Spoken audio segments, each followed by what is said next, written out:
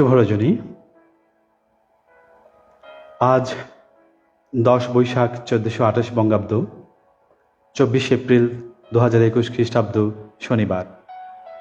গ্রীষ্মের প্রচণ্ড তাবদহে তপ্ত পৃথিবীর পৃষ্ঠ শান্ত ও শীতল করে নিস্তব্ধ শুক্লপক্ষের দ্বাদশী রজনীর দ্বিতীয় প্রহর চলমান।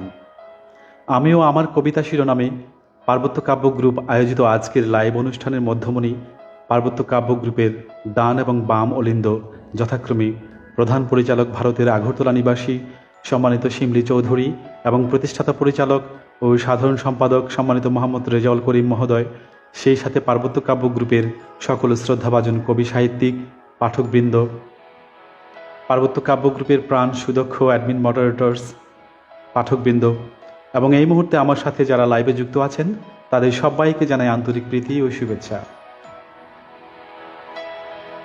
পার্বত্য চট্টগ্রাম অঞ্চল থেকে পরিচালিত ভার্চুয়াল সাহিত্য জগতের একটি প্রসিদ্ধ নাম পার্বত্য কাব্য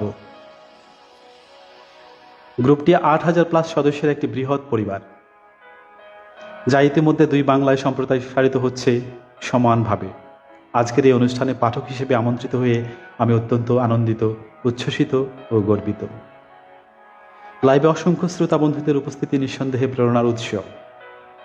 তবুও হৃদয়ের গহীনে বেশ বড়সড়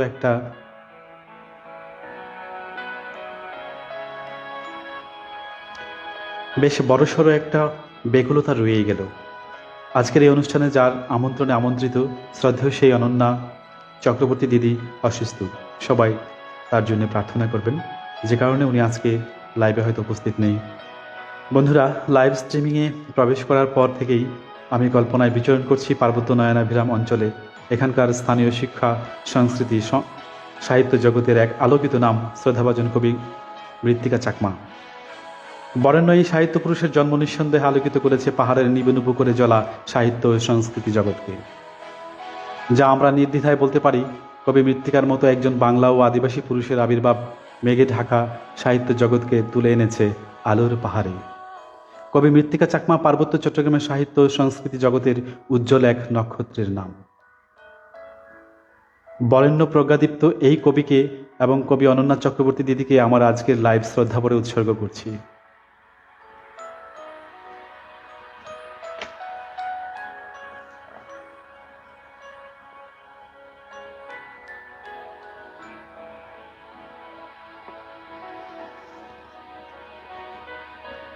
আমিও আমার কবিতা শিরোনামে পার্বত্য কাব্য লাইভে আমি আমার পিতামাতার মস, অর্থাৎ মধ্যম সন্তান, ইংরেজিতে MC, I am the middle child of my parents.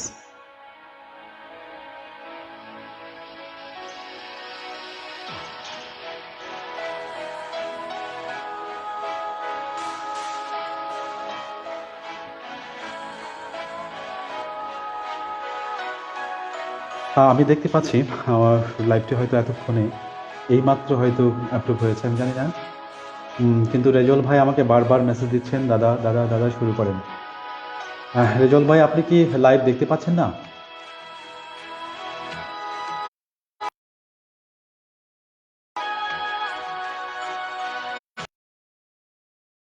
আমি দেখতে পাচ্ছি ইতিমধ্যে অনেকেই চলে আসছেন। হ্যাঁ, শিমলা দিদি চলে আসছেন, নবলতা দিদি চলে আসছেন। আমি জানি না কেন এতটা বিভ্রান্তকর পরিস্থিতিতে পড়তে হলো। আমি অনেকক্ষণ ধরে লাইভ করছি, কিন্তু লাইভ অ্যাপ্রুভ হচ্ছিল না। যাই হোক, ক্ষমা সুন্দর দৃষ্টিতে দেখবেন, আমি আবার শুরু করছি।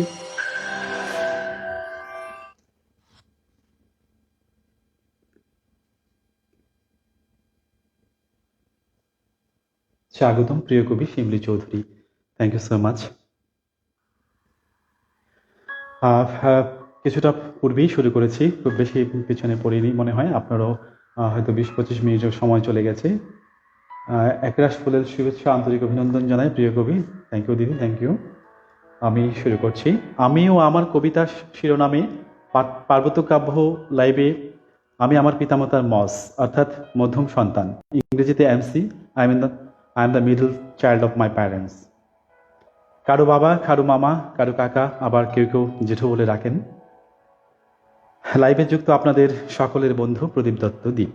ঠিকানা নরসিংদীর ছেলে গো আমি, আসাম প্রদেশের আগরতলা জন্ম, ঠাকুরদাদার বংশের প্রদীপ হয়ে জন্মে আমি ধন্য। চোর ডাকাতের অত্যাচারে নরসিংদী ছেড়ে বসতি গড়েছেন বাবা ভাওয়াল সন্ন্যাসীর গাজীপুরে। ভাওয়াল রাজার রাজকবি স্বভাবকবি গোবিন্দ দাস আমার লেখালেখির প্রেরণা। কবি হওয়া খুব কঠিন ব্যাপার গো, তোমরা যেন কেউ আমায় কবি বলো না। আমার প্রিয় ফুল, প্রিয় পাখি, প্রিয় মানুষের নাম আজকে না হয় নাইবা বললাম, আমিও আমার পরিচয় পর্বের এখানে ইতি টানলাম। ধর্ম, বর্ণ, বয়স, নারী কিংবা পুরুষ এসব ভেদাভেদ ভুলে উপস্থিত সকলেই সাহিত্যপ্রেমী। এই জ্ঞানে সকল শুভনৈদায়ীদের আমার সশ্রদ্ধ প্রণাম জানিয়ে পার্বত্য কাব্য লাইভ আমিও আমার কবিতায় এবার আসছি আমার কবিতা নিয়ে। তবে তার আগে দেখে নিচ্ছি আপনারা কে কে আমার সাথে যুক্ত আছেন। ফজলুল আহমেদ রাজ, স্বাগতম কবি মশাই। শিমলি চৌধুরী, কবিতা শুনিনি, গানও শুনিনি, শুধু কথা শুনিয়ে আপনার কণ্ঠে মুগ্ধ হলাম প্রিয় কবি, আমি আপনার দাদামণি কাকু। থ্যাংক ইউ দিদি, থ্যাংক ইউ শিমলি দিদি, থ্যাংক ইউ।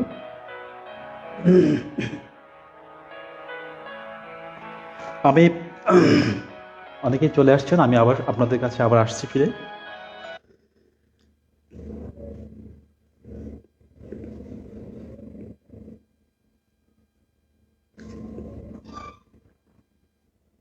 শুভরাত্রি দাদা, প্রদীপ কুমার পাল, রেক্সোনা আবেদাত, স্বাগতম কবি, অসাধারণ কণ্ঠ আর শুদ্ধ উচ্চারণে মুগ্ধ। থ্যাংক ইউ সো মাচ, পাশেই থাকবেন।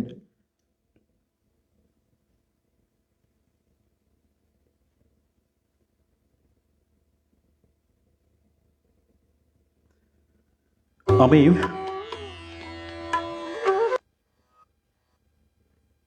একটি প্রার্থনা কবিতা দিয়ে আমি আমার কবিতায় ফিরে আসছি।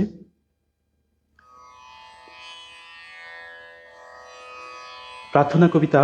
হে বিশ্ববিধাতা, তুমি অনন্ত, তুমি অসীম, বিশ্ব ব্রহ্মাণ্ডের স্রষ্টা তুমি দয়াময়। হে পরাক্রমশালী তুমি অন্তর্যামী, করুণা করো প্রভু তুমি করুণাময়। সীমায় তুমি অসীমে, তুমি সৃষ্টি স্থিতি ওই সংহারকারী, তোমাতেই সকল সুখ শান্তি। হে বিশ্ববিধাতা, তোমার স্তুতি করি। এ ধরাতল কোথাও সমতল, কোথাও সুউচ্চ পর্বত শৃঙ্গমালা, উন্মত্ত জলধীর উথাল পাথাল উর্মিমালার অবিরাম ছুটে চলা। মানবের তরে রেখেছ সাজে তোমার অপূর্ব সৃষ্টি, কখনো রোদ, কখনো হিমবাহ, কখনো অবিরাম বৃষ্টি, কখনো রাত, কখনো রৌদ্রোজ্জ্বল কর্মমুখর দিবা, কখনো জরা, কখনো সাতরঙা রং ধনুর আভা।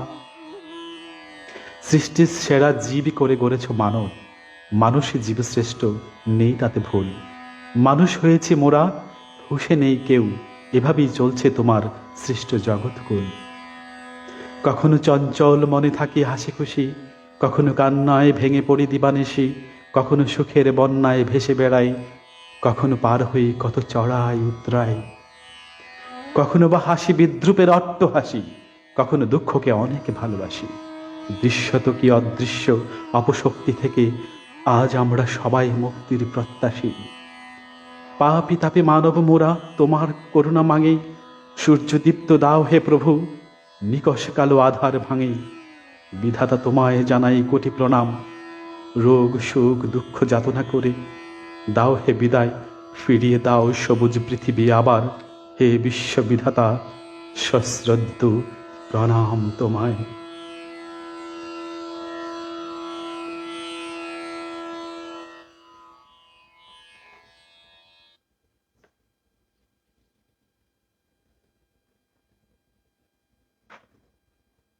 বন্ধুরা, অনেকেই চলে আসছেন আমার সাথে, খুব স্বতঃস্ফূর্ত মনে হচ্ছে এখন। ইতিমধ্যে অনেকেই লাইভে আছেন আমার সাথে।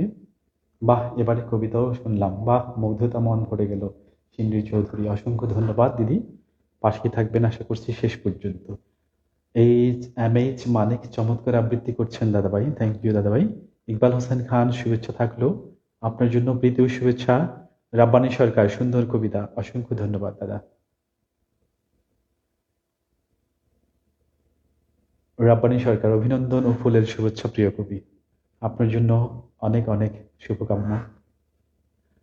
শিমলি চৌধুরী, আপনার জন্ম আগরতলায়? হ্যাঁ, অবাক হলাম, আমিও আগরতলার মেয়ে, জন্ম কর্ম সব আগরতলাতেই। সে এক বিচ্ছিন্ন ঘটনা। বাংলাদেশের মুক্তিযুদ্ধ 1971 সালের মুক্তিযুদ্ধের সময় আমি আমার মায়ের গর্ভে ছিলাম, খুব সম্ভবত 7 কি 8 মাস তখন। তো শরণার্থী ক্যাম্প আগরতলার, আসামের আগরতলার বনমালী পাহাড়ের খুব নৈকট্যে, পাদদেশে বলা যায়। তো সেই ক্যাম্পে আমার জন্ম হয়েছিল। তারপর দেশ স্বাধীন হওয়ার পর 1971 সালের 16ই ডিসেম্বর বাংলাদেশের বিজয় দিবস, সেদিন আমার জন্ম হয়েছিল সেই আসামের আগরতলার বনমালী পাহাড়ের গুহায়। তো সেই হিসেবে আর কি জন্মসূত্রে আমি ভারতীয় এবং জাতীয়তা সূত্রে বাংলাদেশি। পাশে থাকুন, পরে আরো অনেক কথা হবে। অনেক সময় আপনাদের নষ্ট করে ফেলেছি, তবে যদি আপনারা একটু বেশি সময় দেন আমিও বেশি সময় থাকবো, কথা দিচ্ছি। একরাশ মুগ্ধতা, নবলতা দিদি, ধন্যবাদ, পাশে থাকবেন। আমার ভালো লাগা দ্বিতীয় কণ্ঠটি শুনলাম আজ, শুনবো প্রথমটিকে অবশ্যই।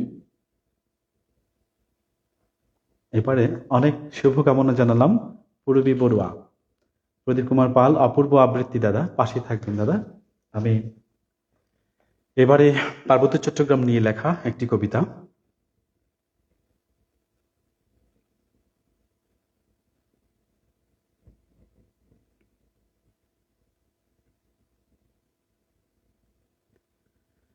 অনেক শুভকামনা জানালাম Purabi Barua, thank you so much.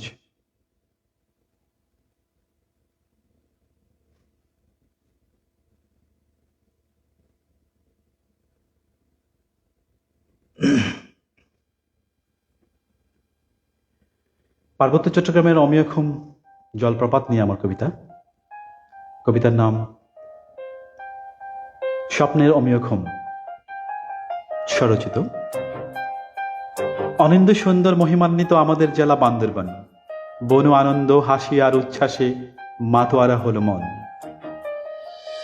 প্রকৃতির বাঁকে বাঁকে লুকানো লীলাক্ষেত্র বিস্ময় অপার, রহস্যময় সৃষ্টির প্রকৃতির মাঝে অপূর্ব মনোমুগ্ধকর বিপুল সম্ভার।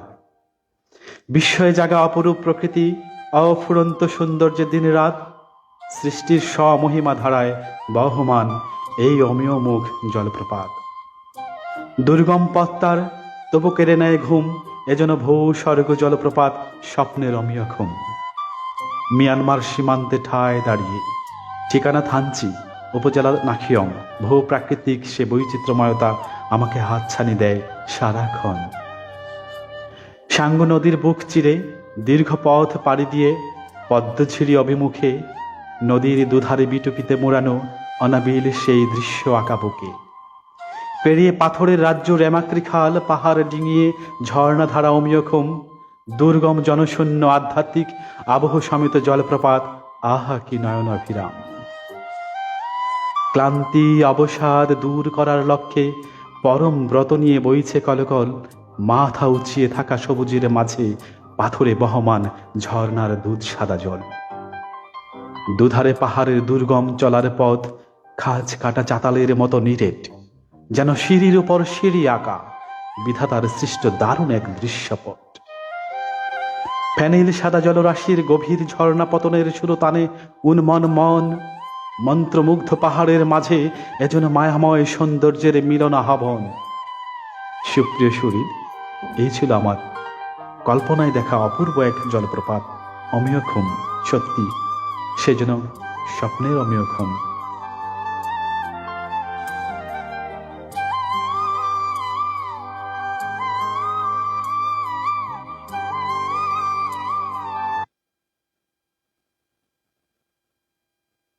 দেখে নিচ্ছি কে কে আছেন।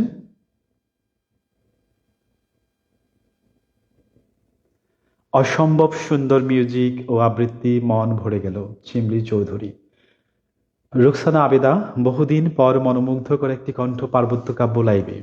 ধন্য পার্বত্য কাব্য, খুব বেশি করে বলা হচ্ছে কিনা জানি না। রুকসানা আবেদা, আপনাকে অসংখ্য ধন্যবাদ, পাশেই থাকবেন শেষ পর্যন্ত। সীমা বিশ্বাস, অসাধারণ। আদিমা মজুমদার, দারুণ আবহ, থ্যাংক ইউ দিদি। ফাইজুল আহমেদ রাজ, খুব ভালো লাগছে কবির উপস্থাপনা, থ্যাংক ইউ দাদা, পাশে থাকবেন শেষ পর্যন্ত। আহা কি স্মৃতি মধুর, শিমরি চৌধুরী। আমজাদ হোসেন, অনেক পরে পেলাম অভিনন্দন কবি। থ্যাংক ইউ দাদা, আপনার জন্য প্রীতি ও শুভেচ্ছা রইল। স্পষ্ট উচ্চারণ আর অপূর্ব সুন্দর কণ্ঠ, অসাধারণ কবিতা মিলে এক মনোরম উপস্থাপনা। শিমলি চৌধুরী দিদি কৃতজ্ঞতা। নবলতাশীল ফ্লাওয়ার সাইন পাঠিয়েছেন, থ্যাংক ইউ দিদি, নিয়ে নিলাম। পূরবী বড়ুয়া অনেক শুভকামনা জানালাম, আপনার জন্য শুভকামনা রইল। প্রদীপ কুমার পাল অপূর্ব আবৃত্তি দাদা, হ্যাঁ দাদা পাশেই থাকুন।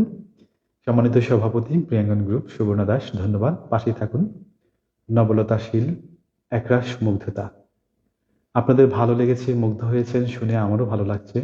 আমিও মুগ্ধ আপনাদের সুন্দর সুন্দর অপরূপ সুন্দর এবং খুব মনোমুগ্ধকর মন্তব্য পড়ে আমার ভালো লাগে। দ্বিতীয় কণ্ঠ, থ্যাংক ইউ দিদি। আমি রুকসানা আবেদা না কবি একটু বাড়িয়ে বলিনি, থ্যাংক ইউ দিদি। সুধাংশু শেখর বিশ্বাস স্বাগত কবি, স্বাগত।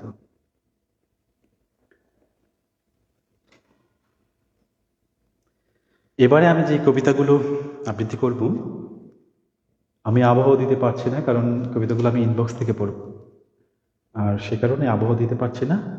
কবিতাগুলো খুব জ্ঞানীগুণী মানুষের কবিতা, কিন্তু আবহ সংযোগ করতে পারছি না, কারণ সময় খুব সংকীর্ণ।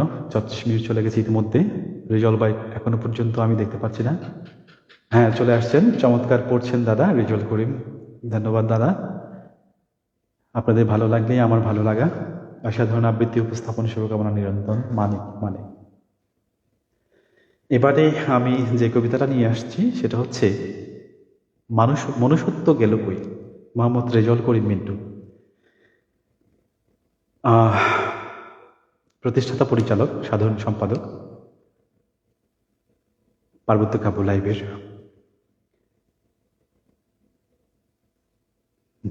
কবি রেজল করিম ভাইয়ের কবিতা মনুষ্যত্ব গেল কই, মোহাম্মদ রেজল করিম মিন্টু। খুব ভালো আছি, বলতে পারছি না, সময়ের আহ্বানে খুঁড়িয়ে খুঁড়িয়ে চলছি। চোখের সামনে হাওড়ে হামাশেই ঘটে যাচ্ছে অনেক কিছু, শুধু বলতে না পারার আক্ষেপটা ক্রোধ হয়ে বাসা বেঁধে আছে বুকের ভেতর। অজ্ঞাত আসামির তালিকায় নিজের নাম উঠে যেতে পারে সেই ভয়ে যে মানুষ পালিয়ে যায় মাঠ থেকে, প্রতিপক্ষকে তার ইচ্ছে মতো খেলবার সুযোগ দিয়ে। ইদানিং আমিও সে দলের একজন। রক্তের নদীতে স্নান করতে গিয়ে যে বুলেট হারিয়ে যায়, তাকে খুঁজে পেলে একবার জিজ্ঞাসা করো তার কষ্ট কোথায়। যে দর্জি কাপড় কেটে দেয়, তাকে বলে দিও সে যেন ক্লান্ত না হয়। সাদা কাপড়েরও অকাল পড়তে পারে পৃথিবীতে। রঙিন চশমার ফাঁকে লুকাবার চেষ্টা ভেতরের কষ্ট। মানুষ তো সবাই, কিন্তু মনুষ্যত্ব গেল কই। সত্যি মানুষের দুটি সত্তা, একটি জীবসত্তা, অপরটি মানব সত্তা বা মনুষ্যত্ব। মানুষ জন্মগতভাবে মানুষ, কিন্তু মনুষ্যত্ব অর্জন একটি দীর্ঘ প্রক্রিয়া। অসাধারণ অনুভূতির বহিঃপ্রকাশ ঘটেছে কবির এই কবিতার মধ্য দিয়ে। শুভকামনা সম্মানিত গুণী সাহিত্যজন মোহাম্মদ রেজল করিম মিন্টু ভাই। সুপ্রিয় বন্ধুগণ, আমি এবার আমাদের শ্রদ্ধাভাজন দিদি, আজকের আওয়াজ অনলাইন পত্রিকার সম্পাদক সম্মানিত অনন্যা চক্রবর্তী দিদির একটি কবিতা আবৃত্তি করব। তার আগে দুটো মন্তব্য পড়ে নিচ্ছি। শিমলি চৌধুরী লিখেছেন, আপনার কণ্ঠে ভেজার লেখা এতটা প্রাণবন্ত হবে ভাবিনি। অসম্ভব ভালো লাগলো কবিতা ও আবৃত্তি দুটোই। ধন্যবাদ দিদি। রেজল করিম কৃতজ্ঞতা দাদা। কৃতজ্ঞতা আর বন্ধুত্বতা দুটি শব্দ একসাথে থাকে না। যদি কখনো কৃতজ্ঞতা প্রকাশ করেন তাহলে বন্ধুত্বতা টুটে ফেলবো। ধন্যবাদ। শিমলি চৌধুরী দারুণ। আমজাদ হোসেন কবিতার জন্য এমন কণ্ঠই মানান। বাহ, চমৎকার। এবারে আমি আমাদের শ্রদ্ধেয় অনন্যা চক্রবর্তী দিদির কবিতা আবৃত্তি করছি। তির্যক কাব্যের সুমধুর কণ্ঠের প্রাণবন্ত আবৃত্তি। সুধাংশু শেখর বিশ্বাস লিখেছেন, ধন্যবাদ দাদা। শব্দ বিভ্রাট হচ্ছে দাদা, আমি বুঝতে পারি না। হয়তোবা সকল এলাকার নেটওয়ার্ক সমান শক্তিশালী নয়, কোথাও ভালো কোথাও মন্দ, কোথাও একটু বেশি তরঙ্গ কোথাও একটু দুর্বল তরঙ্গ, সে কারণে হয়তো আপনি শুনতে পাচ্ছেন না। আশা করি পরবর্তীতে টেলিকাস্ট দেখবেন। এবারে আমি আবৃত্তি করছি সুপ্রিয় বন্ধু, এবার আবৃত্তি করছি আমাদের শ্রদ্ধেয় অনন্যা চক্রবর্তী দিদির একটি কবিতা, যুদ্ধজয়ী। কবি অনন্যা চক্রবর্তী। আমি সত্যযুগের লক্ষ্মী, ত্রেতার সীতা অথবা দাপরের দ্রৌপদী কিংবা রাধিকা নই। আমি আজকের নারী, আধুনিকা, সবিতা, কবিতা কিংবা মধুমিতা নই। পাশ্চাত্য সংস্কৃতিতে নিজেকে গুছিয়ে নিতে পারেনি ঠিকই, আমার মাথার চুলে এখনো লম্বা বিনুনি ঝুলে। পরনে সব সময় শাড়ি না থাকলেও গা আমার ঢাকাই থাকে। লাবণ্য মাখা মুখে পুরুষের কাঙ্ক্ষিত হাসি চিরস্থায়ী। অতীতের শ্রাবণ ধারায় রক্তস্রোত নামে আমার শিরদাঁড়াবে। জঙ্গি হানা আমার কামক ঠোঁট জোড়ে, নীল চোখের চাহনিতে দেহমন্থনের আশকারা প্রস্ফুটিত। ক্রমশ নিস্তেজ হয়ে পড়া নিরাবরহন কোমর মুক্তির অপেক্ষায় যন্ত্রণা কাতর। বল পুরুষ, লোভ লাগছে? ইচ্ছে করছে এলো পাথারি আদরে আমার মাথার চুল থেকে পায়ের নখ অবধি মন্থন করতে? বলো, চুপ করে থেকো না। হিংস্রতা লেগে আছে তোমার চোখে, ঠোঁটে, মুখে। নদীর ভরা কুটালে ডুব দিতে চাও? এত লোভ ভয় করে না তোমার? কৃষ্ণ মরু অভিশাপ নিয়ে বহুবার ভেঙেছে আধারে লুকানো প্রেম। চৈত্রের দাবদাহ আমার সারা শরীর জুড়ে, জঙ্গলি ঠোঁটের মৃত কামড়ে চাপা আর্তনাদ। আমার অঙ্গ সৌরভে তোমাকে জানাই তোমার মৃত্যুর পরোয়ানা। এসো, কাছে এসো, তোমার কামনার পেশি দিয়ে ক্ষুধা নিবারণে উদ্যত হও। না, আর দেরি নয়। তোমার এই দুর্বলতার অস্ত্র দিয়ে বধ করব তোমায়। তারপর আমি মুক্তির হাসি হাসব। সে এক নিদারুণ ভয়ঙ্কর অট্ট হাসিতে অভিষেক হবে আমার। আমি লক্ষ্মী, সীতা, রাধিকা কিংবা দ্রৌপদী নই। নারী মুক্তি যোদ্ধা, যুদ্ধজয়ী আধুনিকা। চমৎকার। সময়ের কোনো একজন অন্য ফোড়ে ভকাটে রাজপুত্রের শানিত তলোয়ার মাত খেয়ে যায় বর্তমানের আধুনিকা নারীর জ্ঞান চক্ষুদয়ের কাছে। সত্যিকার একজন নারী যোদ্ধার কাছে হার মেনে যায় কুচিন্তা, অবহেলা, তুচ্ছ তাচ্ছিল্যের তীক্ষ্ণ বাণের আঘাত। কবির চিন্তাশীল মন গতিপাক রণতুর্যের মতো। শুভকামনা রইল সম্মানিত সাহিত্যজন কবি অনন্যা চক্রবর্তী দিদির জন্য। এবারে আমি যে কবিতাটি আবৃত্তি করব, কবিতার নাম, কবিতার শিরোনাম বিশ্বাসে আগুন। কবি শিমলি চৌধুরী। নিজের হাতে বাংলিরে ঘর, খেলার পরেও খেলা। তুই ছাড়া কেউ জানে না, বল কি করেছিস সেই বেলা। অন্যায় তো কিছু করেনি সে, ভালোবেসে ঘরকে আগলে রাখতে চেয়েছিল সকল ঝঞ্ঝা রুখে। চাওয়া ছিল তার বরাবরই একটাই ঘর মাত্র। অপবাদগুলো ছুড়ে দিলি হেলায় যত্রতত্র। এতটা কাল সংসার করে এখন তার প্রাপ্তি, ক্ষতির পরে ক্ষতি করে ঘটালো নাকি সমাপ্তি। রক্তক্ষরণ করে করে দিন করলো সে পার, বছর ঘুরিয়ে আবারও দিলি সেরা উপহার। ভালোবাসার ঘরে কেবল ভালোবাসার নাটক নিজের হাতেই বন্ধ করলি তোর ভাগ্যের ফটক। বিশ্বাসের ঘরে আগুন জেলে করছিস ঘাড় বাঁকা। তোর ভাগ্য তুই গড়েছিস, চিত্রটা তোরই আঁকা। এক অসাধারণ কাব্যিকতা ফুটে উঠেছে কবির কাব্যে। এই কবিতার ভাব বিশ্লেষণ করতে হলে প্রথমেই আমাকে বলতে হবে, সুখী সমৃদ্ধ সংসার গড়ার পিছনে একটি অনুকূল পরিমণ্ডল বড় বেশি প্রয়োজন। পরিবার গড়ে ওঠে একজন নারী ও একজন পুরুষের পারিবারিক সম্পর্ককে কেন্দ্র করে। এক সম্পর্ক যত ঘনিষ্ঠ হবে, যত মমতা ও শ্রদ্ধামাখা হবে, পারিবারিক সম্পর্ক আচার আচরণ যত প্রোঅ্যাক্টিভ, শৃঙ্খল, পরিকল্পিত হবে, ততই পারিবারিক পরিমণ্ডল মেধা ও সৃজনশীলতায় বিকাশে গুরুত্বপূর্ণ ভূমিকা পালন করবে। আমরা নির্দ্বিধায় বলতে পারি, সুখী পরিবার ও অনুকূল পরিবার পরিমণ্ডলের ভিত্তি হচ্ছে ভালোবাসা, মমতা, শ্রদ্ধা, শৃঙ্খলা ও আত্মিক একাত্মতা। ধন্যবাদ সম্মানিত সাহিত্যজন শিমলি চৌধুরী।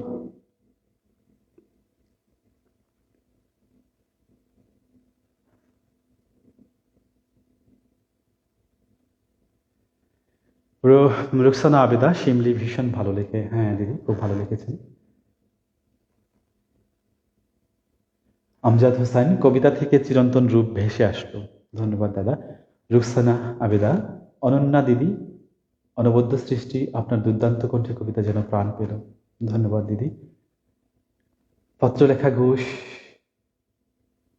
হ্যাঁ সবাই আছেন, সবাইকে শুভেচ্ছা জানিয়েছেন রেজাউল করিম দাদা। শিমলি চৌধুরী, ও মাই গড, আমার কবিতা কেন দাদামণি, আমি যে বড় অধম। তাতে কি হয়েছে? অধমের কবিতা আবৃত্তি করবে আরেক অধম, সমস্যা নেই। উত্তম হতে কতক্ষণ। এই কবিতাটিকে একদিকেই বিচারের উপর আধারিত লেখা কিন্তু ব্যতিক্রম থাকতে পারে তো। হ্যাঁ, ব্যতিক্রম থাকাটা খুবই স্বাভাবিক। সুধাংশু শেখর বিশ্বাস, আদিমা মজুমদার, অপূর্ব কথা ও পাঠ, দারুণ দহন, চিত্তাকর্ষণ লেখা, রব্বানী সরকার। বাস্তবতায় ঠাসা অনবদ্য লেখা যেমন তেমনি কবি কণ্ঠে কবিতা জীবন্ত হয়ে উঠল। ধন্যবাদ দিদি, ভীষণ ভীষণ ভালো মনের মানুষ অনন্যা দিদিভাই। হ্যাঁ ঠিক বলেছেন শিমলি দিদি, অনন্যা দিদিভাই অসাধারণ লেখেন। হ্যাঁ, এত সুন্দর কণ্ঠ, আহা মনোমুগ্ধ হয়ে শুনছি। এত মন্তব্যকারী একজনই, সেই জন্য বারবার নামটা বলছি না। ধন্যবাদ দিদি।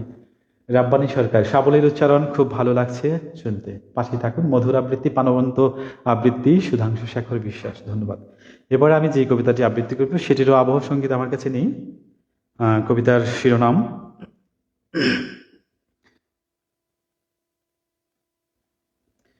এসো তুমি প্রিয়। কবি সুবর্ণা দাস, মাননীয় সম্মানিত সভাপতি প্রিয়াঙ্গন গ্রুপ। কবি সুবর্ণা দাসের কবিতা এসো তুমি প্রিয়।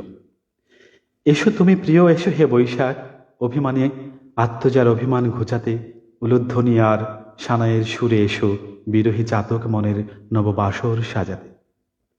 এসো তুমি বৈশাখ, বিদ্যালয় প্রাঙ্গণে ওই জাতীয় পতাকা আর জাতীয় সঙ্গীত হয়ে, খেলার মাঠে এসো ফুটবল ক্রিকেট আবেশে, ছক্কা গোল উন্মাদ জয়ধ্বনি মাঠে জাগ ভরে। বাসে ট্রাকে বাজুক ডিজে গান তুমুল জোর, হই হল্লুরে মেতে উঠুক পাহাড় সকলে। পোলাও কুরমার গন্ধে আলোড়িত হোক বাতাস, পিকনিক চড়ুই বাতি আর শিক্ষা সফরের প্রাক্কালে।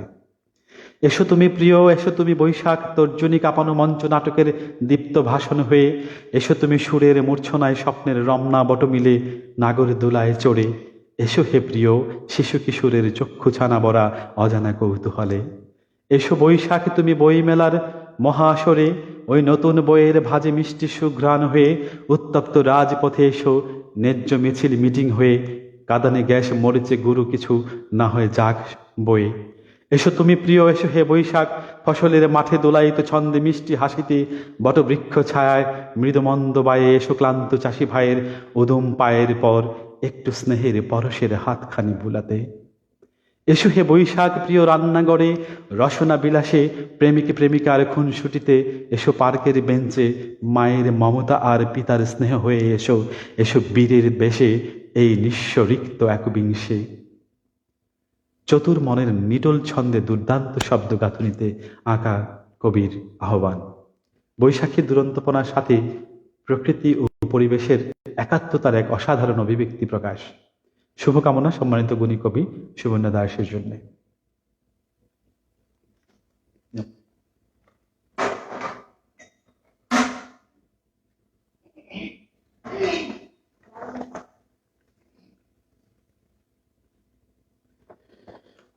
দেখে নিচ্ছি কিছু মন্তব্য।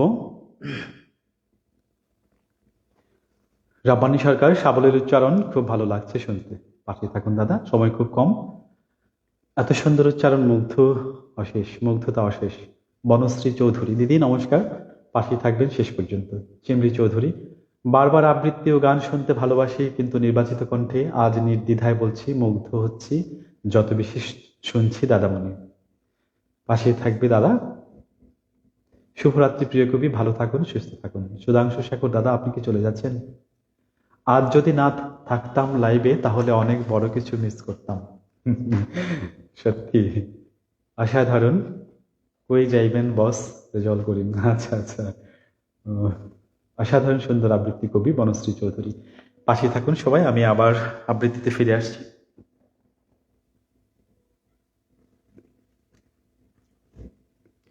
এবার আমি যে কবিতাটি আবৃত্তি করব এটি আমার নিজের লেখা। আসলে কথা ছিল আজকে সব কবিতাই নিজের করতে হবে।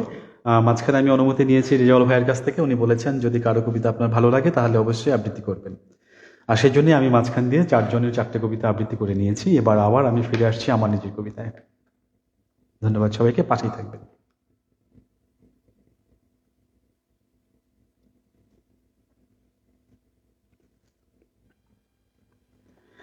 আমার কবিতার শিরোনাম কর্তব্য।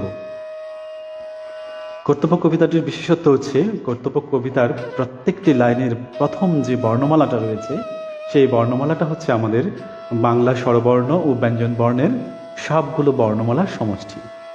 অর্থাৎ স্বরেও থেকে শুরু করেছি, কিও দিয়ে শেষ করেছি। শুনতে থাকুন।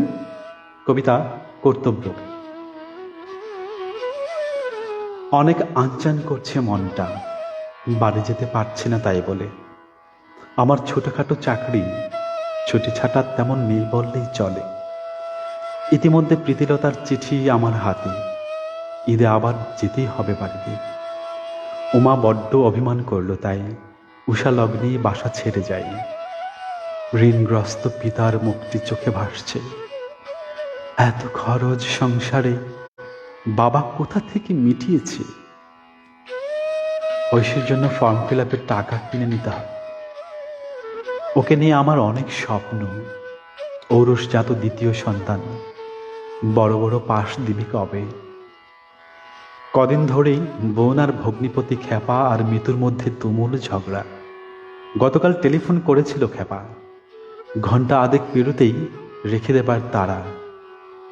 রঙাবাড়ির মেয়ে চয়নিকা কলসি কাঁখে চট জলদি হারিয়ে গেল আমাকে পথে দেখে। ছাতিম গাছের ঘন ছায়ায় ভাবছি একা বসে, জয়ন্তটা এত রোগা হয়ে যাচ্ছে নিমিষেই। ঝঞ্ঝাট মুক্ত থাকতে চাই, কিন্তু পারছি কি তাই? মিয়াবাড়ির বড় মিয়া টোকন ভাই আমার বন্ধুও ঘটে। ঠাট্টা করে জানতে চাইল, ডাব না খেলে কি হয় বলতে পারো? ঢাকার মানুষগুলো সাদা কেন, এর কি উত্তর? ফণীবাবু জিজ্ঞেস করল, মেয়েটার সুখ শান্তি কেমন?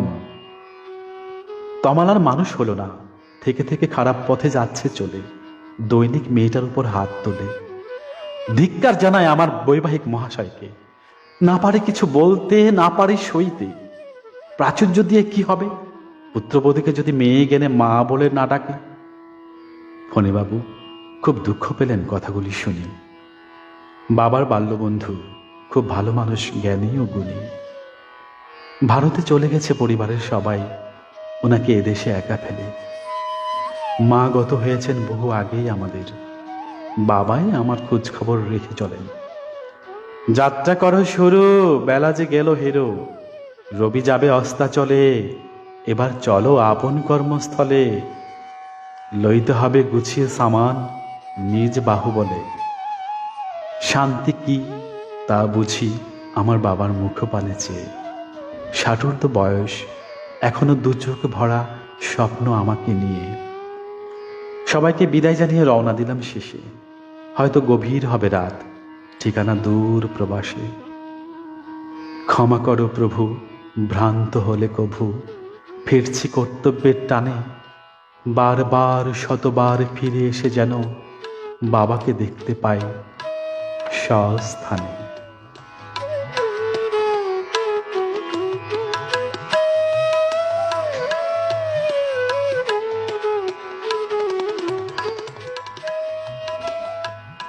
আর মাত্র 7টি মিনিট বাকি আছে। আমি কোনটা থেকে কোনটা করব জানি না। রিজলভ ভাই যদি থেকে থাকেন তাহলে আপনি বলবেন।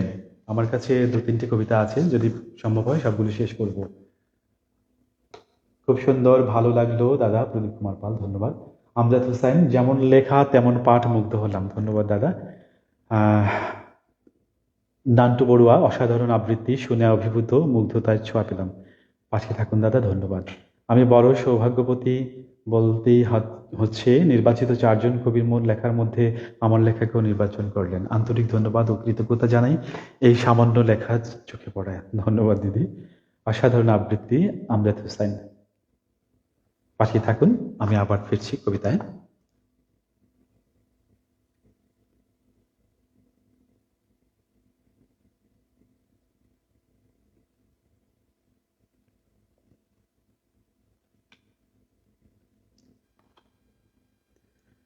এবার বনশ্রী চৌধুরী, অসাধারণ অসাধারণ, যেমন সুন্দর আবৃত্তি তেমনি কবিতা।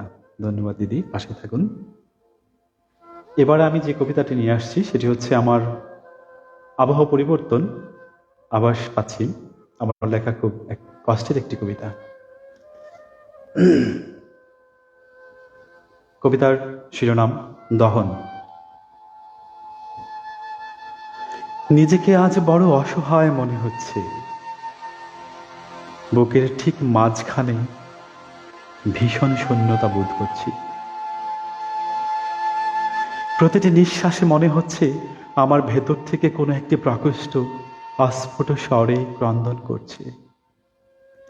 সেই ভোর থেকে কুয়াশা জড়ানো সকাল, তারপর রোদেলা দুপুর, দুপুর থেকে মায়াবী সন্ধ্যা, অবশেষে নিকষে কালো রাত্রি। এক দণ্ড শান্তি খুঁজে মেলেনি। উদ্ভ্রান্তের মতো আচরণ করছে আমার ভেতর বাহির, শ্বাস প্রশ্বাস এত স্তিমিত হয়ে পড়েছে যে নিজেকে মৃত মানুষের মতো মনে হচ্ছে। কিছুই ভালো লাগছে না। না রবি ঠাকুরের আমার হিয়ার মাঝে লুকিয়েছিলে, দেখতে আমি পাইনি তোমায়, দেখতে আমি পাইনি। না হেমন্তের কতদিন পরে এলে, একটু বসো, তোমায় অনেক কথা বলার ছিল, যদি গো শোনো। মনের মধ্যে শুধু লুকোচুরি করছে আতঙ্কিত সাজবেলার গঙ্গোত্রীর উত্তাল হাওয়া। অপলক দৃষ্টিতে আন মনে তাকিয়ে আছে মুক্ত রাতের আকাশ পানে। কই আকাশে আজ তারাদের মেলা কোথায়? অভিমানে মুখ লুকিয়েছে আজ চাঁদের হাসিও বুঝি, নাকি সুউচ্চ ইট পাথরের ভবনের আওনারে পড়ে আছে ওরা? হতেও পারে, কেননা ভূপৃষ্ঠ থেকে অতল গহ্বরে নিজের অস্তিত্ব অনুমেয়। সুবিশাল পর্বত শৃঙ্গের পাদদেশে এক কোণে জড়সড় হয়ে পড়ে আছে এ দেহখানে। ওই দূর থেকে হাজার প্রাণবাহী জাহাজের গর্জন শুনতে পাচ্ছি। প্রতিটি তীক্ষ্ণ হুইসেল এসে বিঁধে যাচ্ছে কর্ণকুহরে। উত্তাল ঢেউয়ের প্রতিটি আঘাত আমার বুকের সীমান্তকে নেড়ে চেড়ে এলো পাথারি করে দিয়ে যাচ্ছে। একটু যদি চাঁদের আলো দেখতে পেতাম, মনটা শান্তিতে ভরে উঠত। পৃথিবীটা আজ সরু হয়ে আসছে, দম বন্ধ হওয়ার উপক্রম। আধো আলো আধো ছায়ার মতো ফিরে আসতে শুরু করেছে নতুন কোনো আশার আলো। কিন্তু সবই স্বপ্ন। সে স্বপ্ন বাঁচিয়ে রেখেছে আমায়। হয়তো সে স্বপ্ন আস্তে আস্তে বিলীন হয়ে যাবে হৃদয়ের রক্তক্ষরণে। তবু স্বপ্ন নিয়েই তাকিয়ে আছি ওই দূর আকাশের দিকে। কখন কখন চাঁদের দেখা মিলবে ওই দূর আকাশে।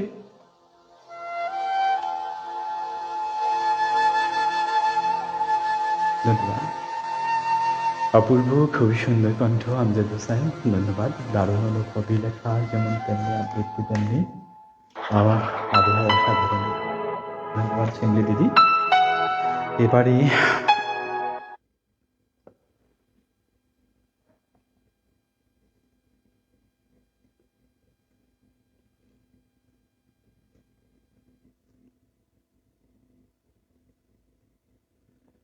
অসংখ্য ধন্যবাদ সবাইকে। সত্যি আজ দম বন্ধ হওয়ারই উপক্রম, তবুও তো বেঁচে আছি, বেঁচেই থাকবো টুকরো টুকরো স্বপ্নগুলো নিয়ে। হ্যাঁ দিদি, ঠিক তাই।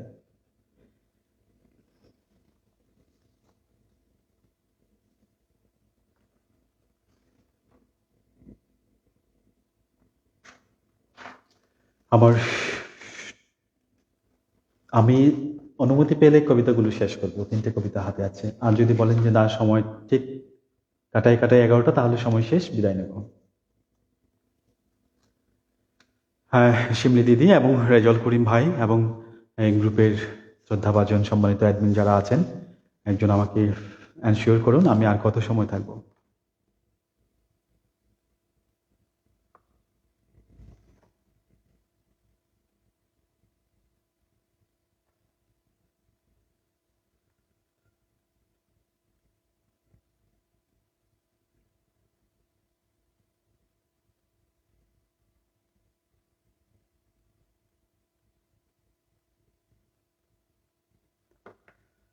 ও, আর 10 মিনিট থাকেন।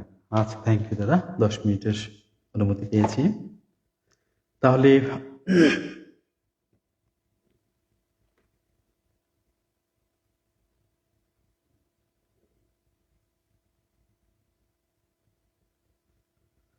10 মিনিটে হয়তো 2টা বা 3টা কবিতা হয়ে যাবে। ধন্যবাদ।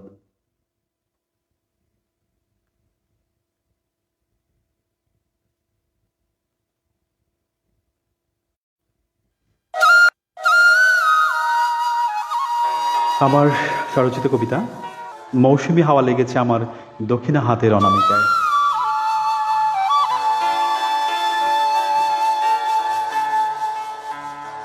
হ্যালো, কেমন আছো অনামিকা? হ্যালো, হ্যালো, হ্যালো, চুপ করে আছো কেন অনামিকা? কিছু তো বলো। নিঃশব্দ আমার ভালো লাগে না অনু, জ্বলে পড়ে খাক হয়ে যায় আমার ভিতর বাহির। কথা বলো অনু, বড্ড অভিমানী হয়েছে তুমি। ভালোবাসি তো শোনা। আচ্ছা, কি তো ভাবছো বলো তো? নির্বাক হয়ে আছো কেন অনু? বুকের মধ্যখানে অনেক শূন্যতা অনুভব করছো মনে হয়। ভাবছো কত দূরে আমি, তাই না অনু? আমার কষ্ট তুমি বোঝো? তুমি আমাকে দূরে রেখে খুব শান্তিতে আছো। দূরে কোথায়? তোমার খুব কাছেই তো আমি। যতখানি কাছে তোমার নিঃশ্বাস ও প্রশ্বাস। আরে দূর ছিল তো তখন, যখন একটা চিঠির উত্তর পেতে পক্ষকাল, কখনো 2 পক্ষকাল ধরে অপেক্ষা করতে হতো। টেলিফোনের ফুটোয় আঙ্গুল দিয়ে ঘোরাতে ঘোরাতে ক্লান্ত হয়ে কপালের ঘাম মুছতে হতো। আর এখন যখন ইচ্ছে আমরা একসাথে কথা বলতে পারি, একে অপরকে দেখতে পাই। তবুও কেন এত মন খারাপ করে থাকো শোনা? এই অনু, অনু, হ্যাঁ, শুনছি, বলো। তোমার মনে পড়ে সেই ছোট্টবেলার কথা? কাকা বাড়িতে বেড়াতে গিয়ে যেদিন তোমাকে প্রথম দেখেছিলাম, তোমার ঘরের দরজার চৌকাঠে খড়িমাটি দিয়ে লিখে রেখেছিলাম, মৌসুমী হাওয়া লেগেছে আমার দক্ষিণা হাতের অনামিকায়। প্রভাতে ঘুম থেকে ঘুম ঘুম চোখে বিছানা ছেড়ে বারান্দায় আসতেই তোমার চোখে পড়েছিল খড়িমাটি দিয়ে লেখা সেই মৌসুমী হাওয়া লেগেছে আমার দক্ষিণ হাতের অনামিকায়। অপলক দৃষ্টিতে তাকিয়ে নীরবে ছিলে তুমি। তারপর? তারপর তোমার টুইন সিস্টার মৌসুমী, সেও একই দৃশ্য অবলোকন করছিল অবাক চিত্তে। দুজনের মনে একই প্রশ্ন, কে কে করলো এমন দুঃসাহসিক কাজটা? কার এত বড় সাহস? অতঃপর তোমাদের চিৎকার চেঁচামেচি শুনে কাকিমার ঘুম ভেঙেছে। তুমি মনে মনে ধরেই নিয়েছিলে নিশ্চয়ই এটা আমার কর্ম। কাকিমাকে ডেকে বিচার দিয়েছিলে আমাকে যেন শাসন করেন। তোমাদের কথা অকাট্য সত্য ভেবে কাকিমা আমাকে খুব মেরেছিল। সেই ঘটনাটা আজও আমি ভুলতে পারি না। কাকিমার হাতে কি মায়ের খাওয়ালে আমায়, ইস, গালে আজও ব্যথা অনুভূত হয়। মনে পড়বে না আবার? খুব মনে পড়ে। কষ্ট কি শুধু তোমারই হয়েছিল? আমিও কষ্ট পেয়েছিলাম, অবাকও হয়েছিলাম সে অল্প বয়সে তোমার কাব্যিক জ্ঞান দেখে। আচ্ছা ধ্রুব, তুমি কি আগেই জানতে আমাদের 2 বোনের নাম? হুম, তবে সিক্রেট বিষয়, এখন সেটা বলবো না। আহা, বলো না ধ্রুব। আর সেই ঘটনাটা, ওই যে 2 ছাদে। ওরে দুষ্ট রে, সেই ঘটনাটা আরো দুর্দান্ত ছিল। বলতেও কবিতার ছন্দপতন হবে, এতে কি সময়ও ফুরিয়ে এলো। পাঠক কি তা মেনে নিবে বলো? হ্যাঁ, নিবে, বলো ধ্রুব।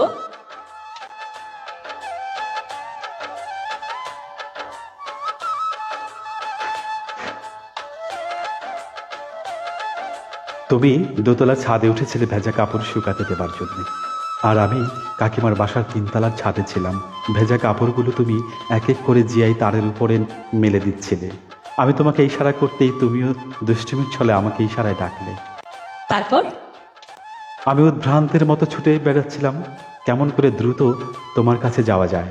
অবশেষে পুরনো ভাঙা ছাদের একটা রড ধরে যেই টারজান সুইং দিলাম, অমনি পুরনো সিমেন্টের গাঁথুনি আলগা হয়ে রড সহ তোমাদের ছাদে ধাপাস।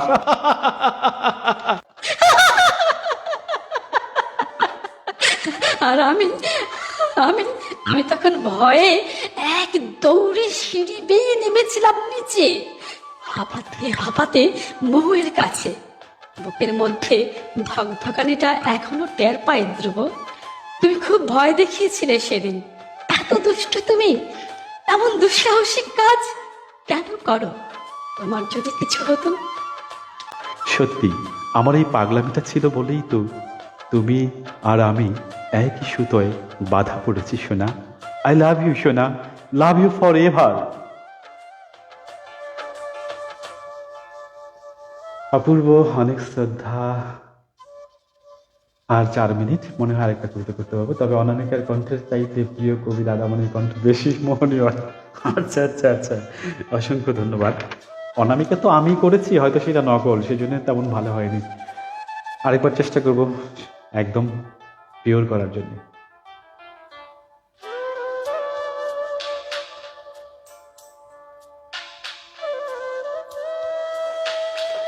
আজ আর নয়, অনেক কষ্ট দিয়ে ফেলেছি। ওফ, কি অসহ্য মুগ্ধ করা কবিতা আর আবৃত্তি। মন্তব্য লেখার মতো বোকামি আর করছি না, বোধ হয়ে শুনেই যাচ্ছি। অ্যাডমিন রুকসানা আবিদা, আদিমা মজুমদার অসাধারণ, রুকিয়া আক্তার দারুণ দারুণ, ধন্যবাদ। আমজাদ হুসাইন, এরা কবি হবে না, কবি হবে কি আমার মতো? না দাদা, এমন করে বলবেন না। সবাইকে অসংখ্য ধন্যবাদ আমাকে বিশেষভাবে সহযোগিতা করার জন্য এবং আমার পাশে থেকে আমাকে উৎসাহ উদ্দীপনা দিয়ে এগিয়ে রাখার জন্য। আমি আবারও আপনাদেরকে শ্রদ্ধা এবং বিনম্র শ্রদ্ধা এবং ভালোবাসা জানিয়ে বিদায় নেব। তবে আর দুটো মন্তব্য এসে গেছে, করে নিচ্ছি। সিমরি চৌধুরী, পাগল হয়ে যাচ্ছে আবৃত্তি শুনতে শুনতে। আচ্ছা আচ্ছা, ধন্যবাদ। দারুণ দারুণ দারুণ, রূপে আক্তার, ধন্যবাদ। আদিমা মজুমদার, অসাধারণ, ধন্যবাদ। আর বেশি সময় নেব না, 3 মিনিট সময় আছে, এরই মধ্যে আমি বিদায় নিয়ে নেব। পাগল হয়ে যাচ্ছে আবৃত্তি শুনতে শুনতে আপু, ধন্যবাদ। সবাইকে অনেক অনেক প্রীতি ও শুভেচ্ছা জানিয়ে এবং আজকের এই তপ্ত দুপুর শেষে যে সন্ধ্যা ঘনিয়ে আসতো, সন্ধ্যার পরে রাত, এবং সেই রাতের মধ্যভাগে চলে আসছি প্রায় আমরা, প্রায় তৃতীয় প্রহরে চলে আসছি, 11টা 8। এ পর্যন্তই আজ। সবাইকে অনেক অনেক ভালোবাসা এবং শ্রদ্ধাভাজন বয়োজ্যেষ্ঠ যারা আছেন তাদের সবাইকে শ্রদ্ধা জানিয়ে এবং আমার ছোট কনিষ্ঠ যারা আছেন সবাইকে আমার কৃপণ ভালোবাসা জানিয়ে আজ এ পর্যন্তই বিদায় নিচ্ছি। নমস্কার, গুড নাইট।